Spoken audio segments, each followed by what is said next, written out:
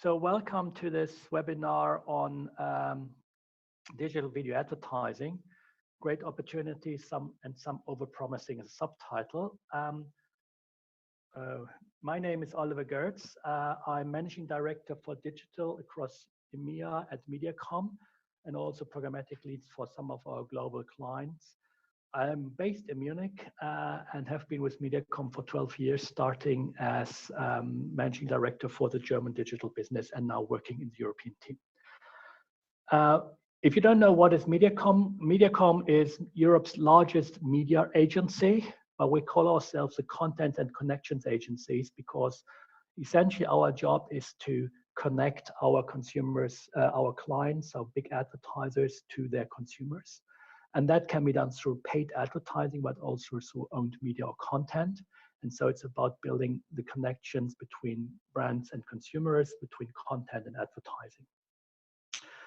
And we work for some of the largest advertisers in the world, many of which are heavily invested into TV and also heavily moved into mobile, into video advertising. And so within 20 minutes, it's a very short term. I can give you a quick overview of some of the thinking behind that. So why is everyone so focused and fascinated by video? Well, there's a very simple answer, because no other medium has more impact. We have visual, motion, and sound in video, whether that's video on a computer screen or on a mobile, or it's video on your TV screen. And that is the most powerful media combination that is useful to drive both information and emotion. So we can use video to really explain and demonstrate quite complex concepts, but also we can use video to tell a very emotional story. So there's a broad usage of video for different use cases. And we can have both very high reach and significant impact. So the power of video is the impact, but also whether we're using TV or online video, we can reach a large proportion of our target audience within a very short time frame. And that's why still most big brands have been built based on TV and the ability to drive impact and at scale. When we look at video across multiple screens, we see that TV, traditional live linear TV, still is quite big. It has more than 30% of exposure time. We have on-demand TV, which is usually on the same screen, often also with the same ads, adding another 18%. And then we have video on computers, but more and more video on mobile devices. And so that's essentially the big shift in consumer behavior. Overall, video consumption is growing, and it's not declining. Even TV consumption is not really declining. So online video comes on top because there are more usage occasions, especially on mobile, to watch videos. However, when we look at different demographics, we see that the younger demographic already uses as much time to watch video on their smartphone as they watch video on the traditional TV screen. For older demographics, TV still dominates, and video on mobile, on smartphones, is already the second screen. So computers are declining in importance. Tablets also are not very relevant, funnily enough, because you would imagine that a tablet with a bigger screen is better more useful for video watching. But the smartphone adds those usage occasions where TV or even a tablet or a PC is not available. When it comes to advertising, however, we see that there is a higher acceptance of advertising on linear TV. So this ad break, as annoying as it might seem, is learned, is basically something people have grown up with. They can avoid it obviously quite nicely, and so they don't feel as much interrupted or intimidated as on other screens. And you see on a smartphone, we have the highest level of annoyance when it comes to video advertising, because a smartphone is a very personal and a very immediate device, and so people don't like to be interrupted. And a lot of consumers still have not understood that all the content, all the services that they're receiving for free on the digital devices are paid for by advertising.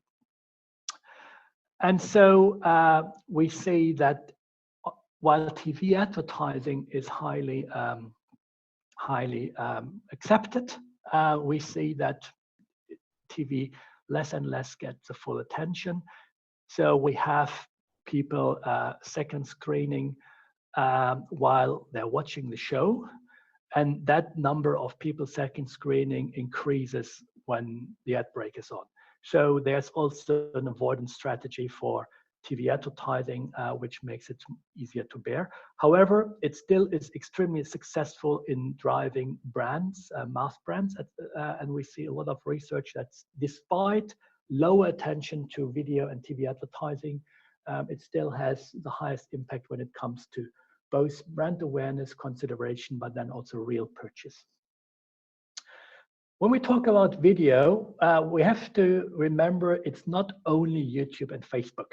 In the public discussion, those two players dominate, but more than half of video consumption happens on other places in a highly fragmented video publisher landscape. So we have traditional print publishers, we have traditional portals, we have bloggers, we have a lot of people that are publishing more and more video content. And that is in total getting us more than half of the usage time.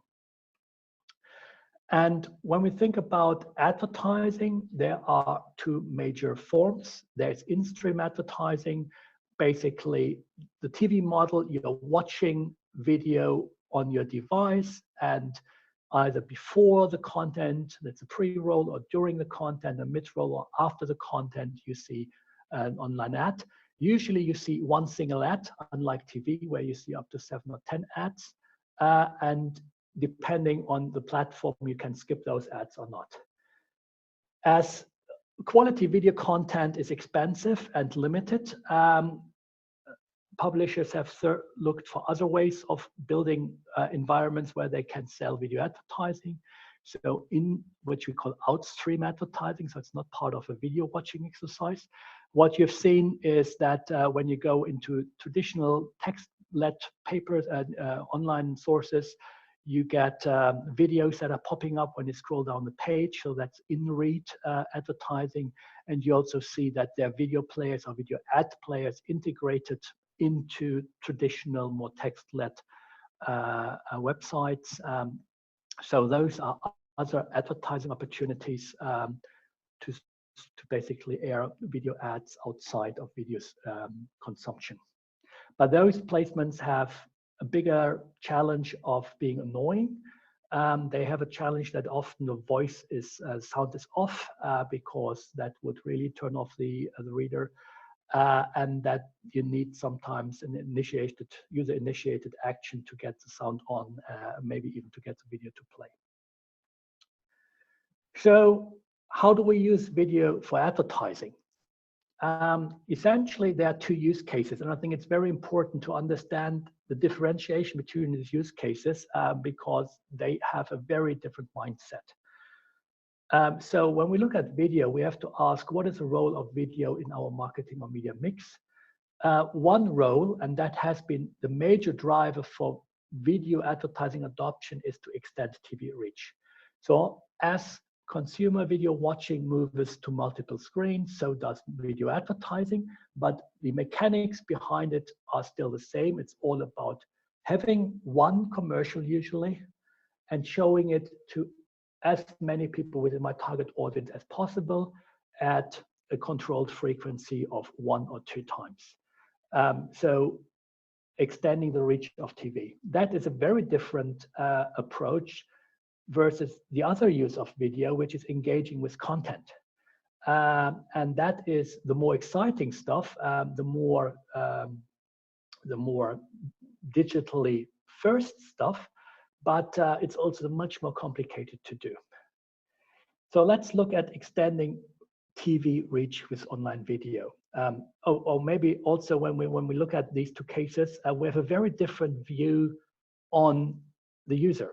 So when we talk about extending TV reach, we often think of people as recipients. So they are passive recipients of a story that a brand wants to tell them through a 30-second or 20-second or 15-second ad. And essentially, our task is also to just make sure they have an opportunity to see that message. We don't expect them to click on the ad or immediately do something. Often what they should do is buy a product in the supermarket. When it's about content engagement, we usually talk about a user because it's a much more personal, much more engaged relationship that we want with the user. And we want the user to actively watch the content rather than just endure it. And this two use cases are also amplified by two major thought streams that are raging in the industry right now. I don't know if you know the guy on the left. He's called Byron Sharp, a professor in University of Southern Australia, who published the book How Brands Grow, which is extremely influential with mainly all big global advertisers. And his story is that all big brands are built on reach and mental availability. So he says targeting doesn't make sense, CRM programs don't make sense. It's all about making sure that when you're in a supermarket or in a purchase occasion and your decision is 0.3 seconds, that you recognize some of those brands more and you have a more positive association with those brands, but don't expect consumers to really engage with your content. And the main driver of your brand's growth is converting people that don't buy your products very often. That is highly influential, and you could say this is how most big brands today have been built, and he puts a lot of science behind his rationale. On the other side, we have a story very much promoted by Google, and maybe also Facebook, saying it's all about targeting the right user at the right moment with the right message.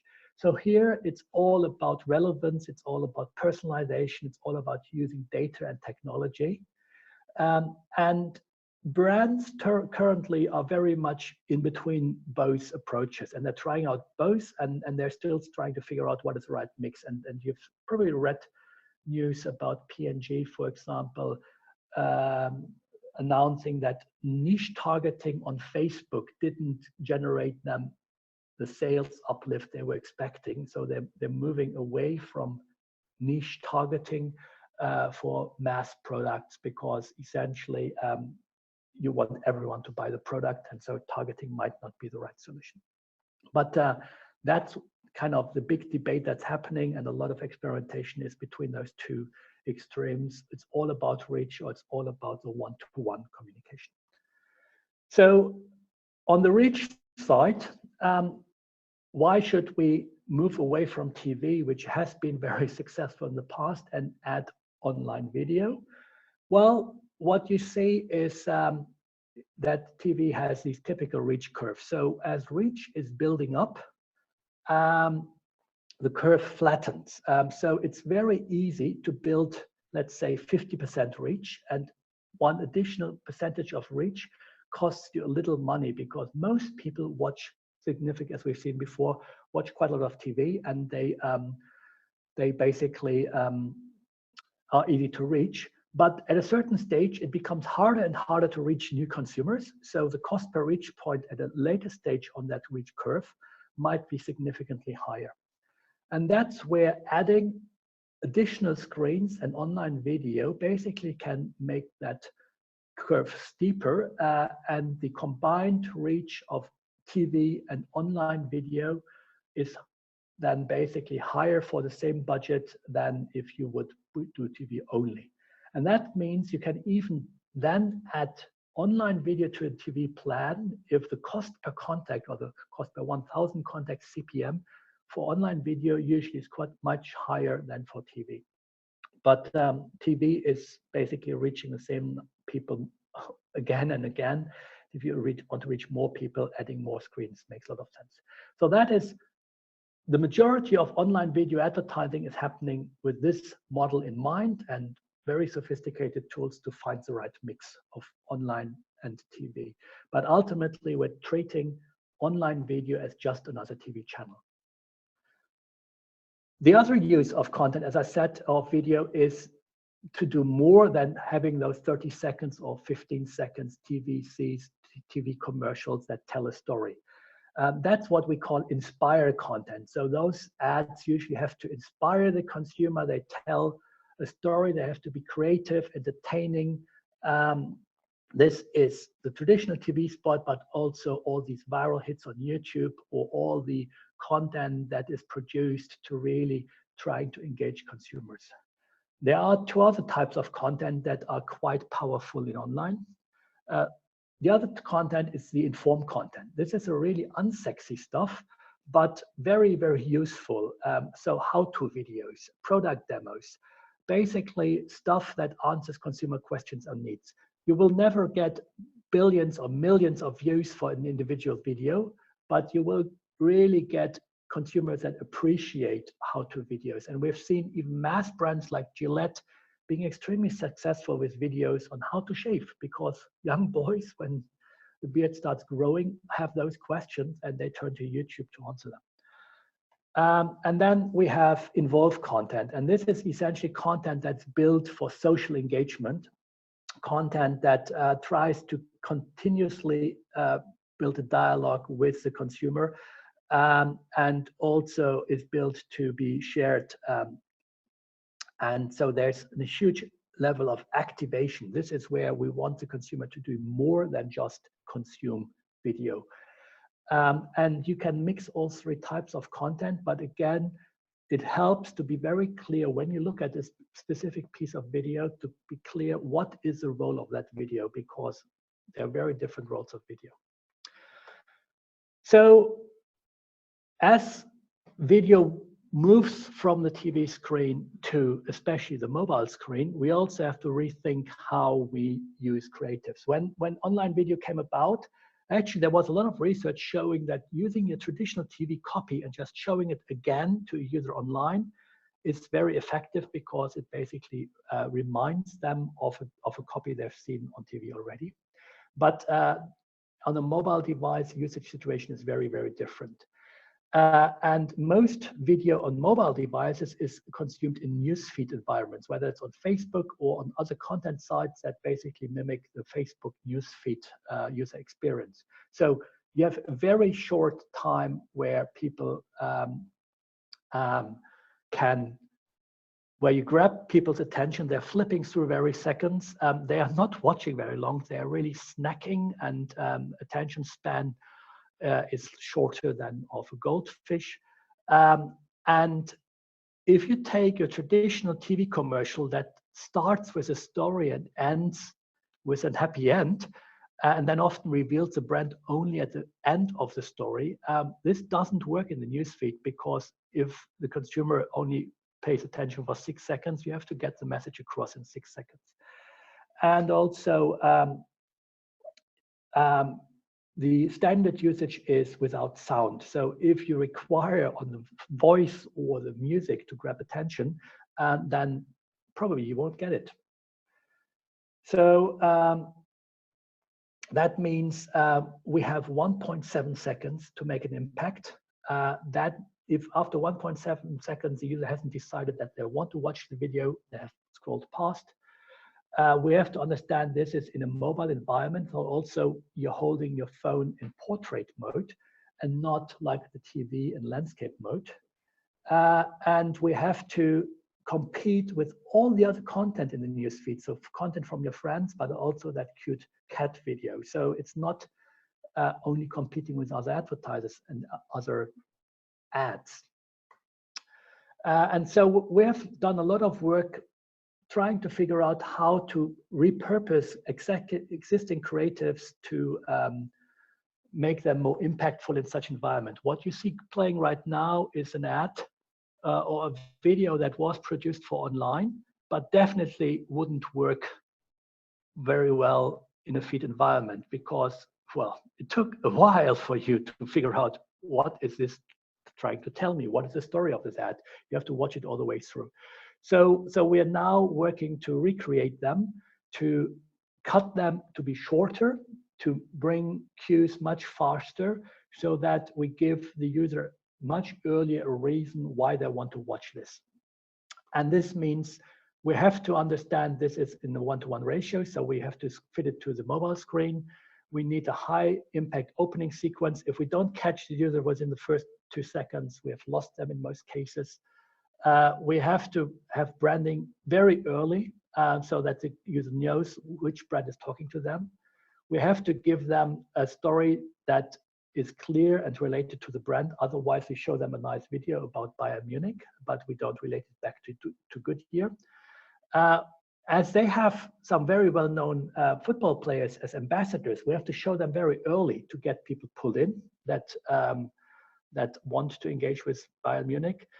We have to be simpler in explaining what is the relationship between the brand and the club.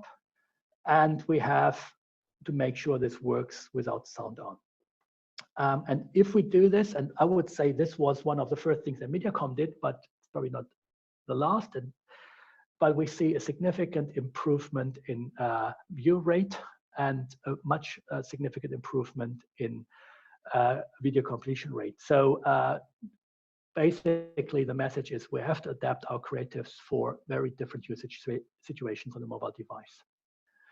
So as video consumption, video advertising moves into the digital space, it is all going programmatic. Before we talk about that, let's talk about our definition of programmatic, because there are many definitions. Many just say we're using technology and automation, but that is what TV has been around about for quite a while. So programmatic in our definition means that we shift the mechanics of media buying. In the traditional media buy, the publisher or the ad networks gives us a fixed package of impressions or video views, and essentially the client can buy it, or the agency buys on behalf of the client, and the publisher controls which people see an ad and which impressions they get. In the programmatic world, the publisher offers us ideally all impressions. We're overlaying them with data, so suddenly we know something about those people. Have they engaged with the brand before? What interests are known? And we can cherry pick those users and those impressions of opportunity to see video views that we want to buy. And that is growing. So there's a very high demand for video. And there is, again, still a very high need to manage reach and frequency across a fragmented publisher landscape. And that's where programmatic cherry picking really helps us to drive efficiency. As video is much more expensive than standard display ads, there is a much higher need for efficient buying. And also, there is a lot of discussions about viewability, about user rates, about brand safety and fraud. And while a lot of that discussion is centered around programmatic, actually programmatic is the tool or the method where we can get more control and manage viewability, so making sure the video is shown on a part of the screen that's actually viewable while the video plays, that consumers view through the whole video, or at least majority of the video, that the videos are placed in brand safe environments, and that videos are shown to real people and not to bots. And that's because of those powers of programmatic. It's growing, and in markets like the UK, the whole digital display market is more or less moving into programmatic already. Other markets not going as fast. And so there's a lot of discussion that linear TV will go programmatic very soon as well. And there's a lot of venture capital backed companies that tell that story because that is a cool story. It's a multi-billion-dollar market. But there are some barriers and some opportunities. The first one is what I just said. If we talk about programmatic, in my definition, in our definition, it's about addressable. So it just doesn't mean automation of the buying process, which is basically not a big game changer. And so we need a penetration of set-top boxes, because if we want to personalize to the household level, we need the set-top box. There are significant privacy concerns. So this is something which is actually not as easy to do, and the new EU regulation makes it harder. And then also TV is a highly regulated market in many markets in Europe. So for Germany, for example, while technically this is possible, the TV regulation as broadcast media does not allow it for the standard linear TV, because basically the regulators want to promote or save the print publishers from more money moving into TV advertising. So there's a big barrier. There's also a big barrier that there is no pressure to do this. Right now, the way TV works, so linear TV is highly profitable for the TV networks. It's also highly profitable for the right owner, so the people that produce all the movies and shows, because they can sell the same content multiple times for free TV separate from the digital rights. And so they make money twice, and they don't want the TV networks to make video available or the content available in multiple ways without paying multiple times. So there's very little incentive right now for the big TV networks to change. We see in the US, there are local TV stations. They are not so successful. And so we see that the local TV stations in the US are those which are much more embracing programmatic sales because they cannot sell to big global or national advertisers. There are some experiments, mainly outside the linear TV. So HbbTV is a standard that is now mainstream on most TV sets, where basically you can push the red, the green, the blue button, and then there's some overlays on your screen. But that is limited in scale. So not every TV supports the latest standard. Most consumers don't do it. So it still is. And right now also it's limited mainly to banners and display ads on top of the content rather than really personalized video content. There are players like in the UK, Sky, that have the AdSmart project where you can really address advertising to the individual set-top boxes. But that is something that is not available in every market. But there are some promising things. Again, Sky, it's what we call a walled garden, so we cannot really fully cherry pick and control it ourselves. So what we see currently, the fastest innovation is happening in the web. We have very aggressive players like YouTube and Facebook driving constant innovation and trying to grab a bigger and bigger share of the ad market. Web TV is not regulated, or online video is not regulated like TV. And the Silicon Valley innovation culture means a lot of things are tested, are thrown against the wall and see whether it sticks. And so we have much more dynamic development here. And I believe only when digital video outside of the TV world becomes mainstream, also from an advertising revenue point of view, the TV networks will adapt. And that's what we see also when we look at the numbers. So IAB Europe, the industry association, publishes numbers. They're always looking back, so the last numbers are not so fresh, but you see the share of video in the programmatic space is still very low because most rights owners and content owners are still relying on direct sales the traditional way. So coming to a close, video is the most powerful media vehicle because it combines sight, sound, and motion and can be used to explain complex things, but also to build emotions. Video usage grows across all screens.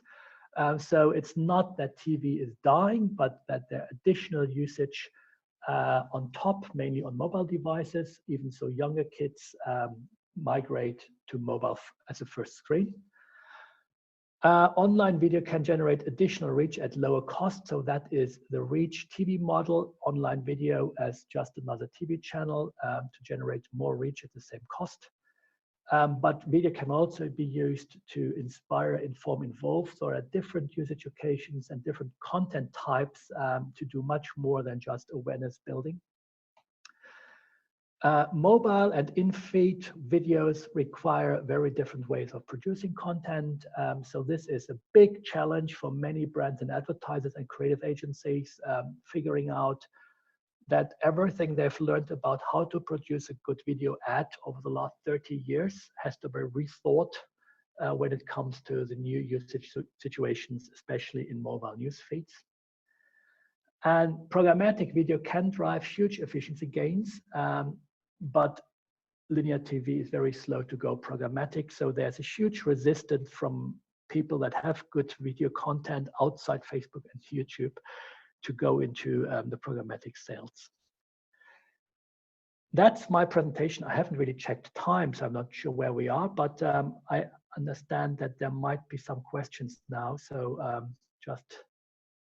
okay, I see there are questions. So together, Facebook and Google controlled 76% of internet advertising growth. What is a prediction for those players in 2017?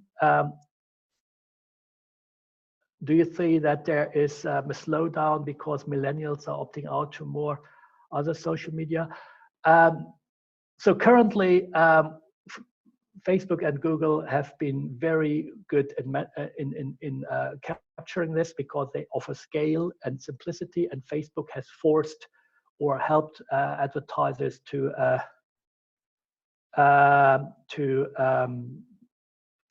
basically learn how to produce for the feed environment. So it's kind of giving them advertisers the scale that they're looking for. I think the growth of programmatic video buying will be good news for the smaller publishers, because in programmatic, the scale of the individual publisher doesn't matter because you can combine reach across publishers. But I would predict that Google and Facebook will do everything to dominate this market, and this will be a big challenge for European local publishers.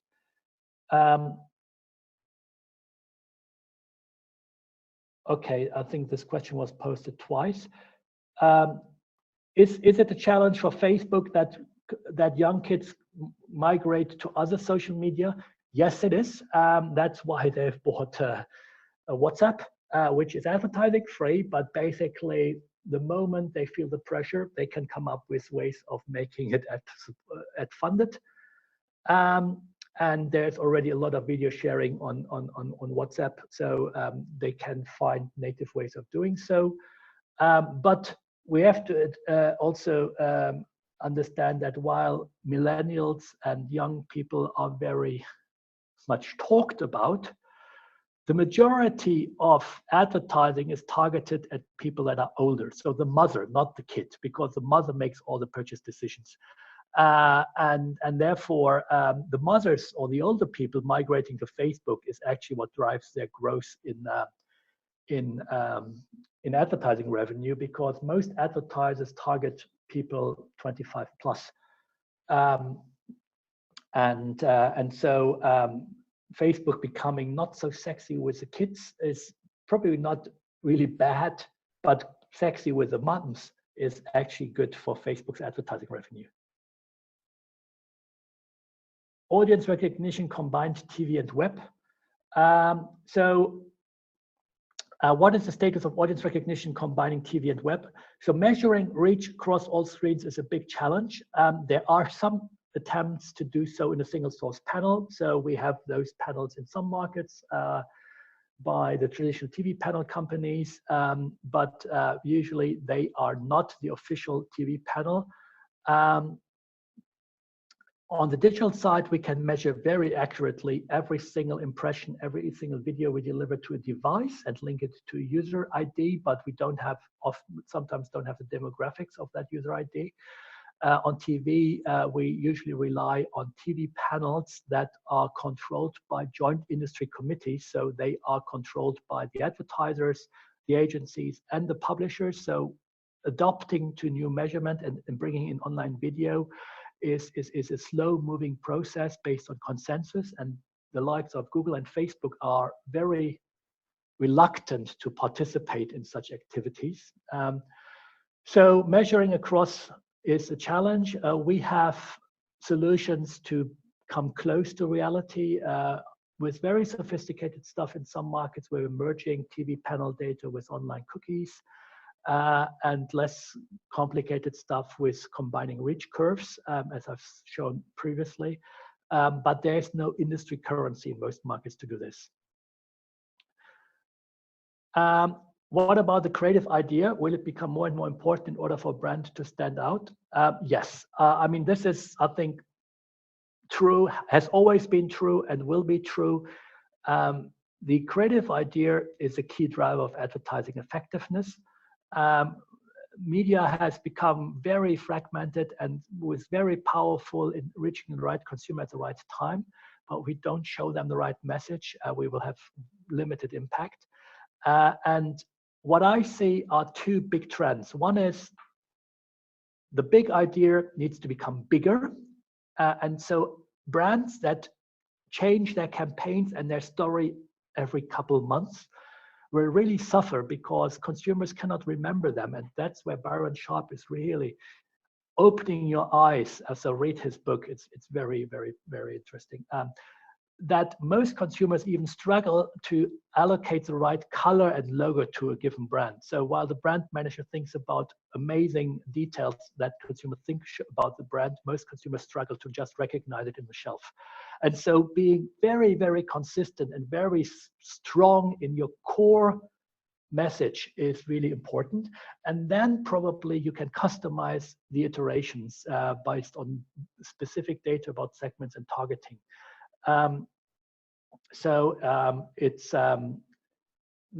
You need both. You need a very strong core idea that is consistent and carrying through, and then iterations of that idea to become more relevant to different segments and different usage situations. And optimizing video in the web is costly for advertisers. How can we demonstrate it's worth the cost? Any research evidence? Yes, I've shown some numbers. Facebook has published numbers. Basically, we can measure both, obviously, engagement with the content. So are people watching through the whole video? Are they doing things after watching the video? Everything that's happening in the digital space can be measured and can be evaluated against impact. We also have tools that measure eye movement, that measure facial recognition, so that we can see whether there's an emotional engagement with content. If, for example, we're just telling a story and we don't want the consumer to click through afterwards. So you have to invest into a measurement to measure whether what you do is driving what you want it to drive. And then you can correlate your impact you have with the cost of producing the customized creative. And you will see in most cases, it's very well worth the effort. Also because the creative production gets cheaper and cheaper. Also partly because media agencies like Mediacom are investing in that space to make it efficient. And so you don't have to pay 20, 30, 50,000 euros to adapt a TV or a video for the news feed, for example. Okay, no further questions, it seems. We have run over time as well. Thank you very much for joining, and looking forward to maybe receiving more feedback.